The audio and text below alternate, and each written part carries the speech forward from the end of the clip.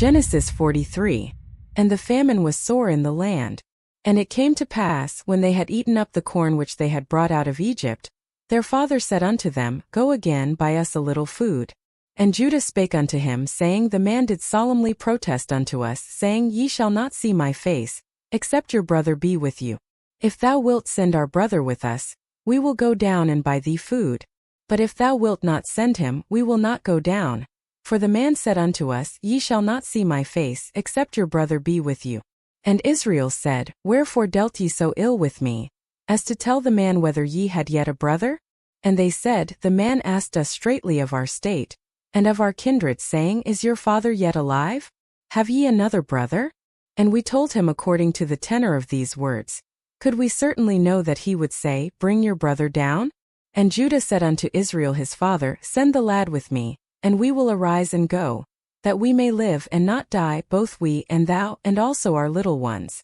I will be surety for him. Of my hand shalt thou require him. If I bring him not unto thee, and set him before thee, then let me bear the blame forever. For except we had lingered, surely now we had returned this second time. And their father Israel said unto them, If it must be so now, do this. Take of the best fruits in the land in your vessels, and carry down the man a present, a little balm and a little honey, spices and myrrh, nuts and almonds, and take double money in your hand, and the money that was brought again in the mouth of your sacks, carry it again in your hand. Peradventure it was an oversight. Take also your brother, and arise, go again unto the man. And God Almighty give you mercy before the man, that he may send away your other brother, and Benjamin. If I be bereaved of my children, I am bereaved. And the men took that present, and they took double money in their hand and Benjamin, and rose up and went down to Egypt and stood before Joseph. And when Joseph saw Benjamin with them, he said to the ruler of his house, Bring these men home and slay and make ready, for these men shall dine with me at noon. And the man did as Joseph bade. And the man brought the men into Joseph's house. And the men were afraid because they were brought into Joseph's house. And they said, Because of the money that was returned in our sacks at the first time are we brought in, that he may seek occasion against us, and fall upon us, and take us for bondmen and our asses. And they came near to the steward of Joseph's house, and they communed with him at the door of the house, and said, O sir, we came indeed down at the first time to buy food. And it came to pass when we came to the inn that we opened our sacks, and behold, every man's money was in the mouth of his sack, our money in full weight. And we have brought it again in our hand. And other money have we brought down in our hands to buy food. We cannot tell who put our money in our sacks. And he said, Peace be to you, fear not.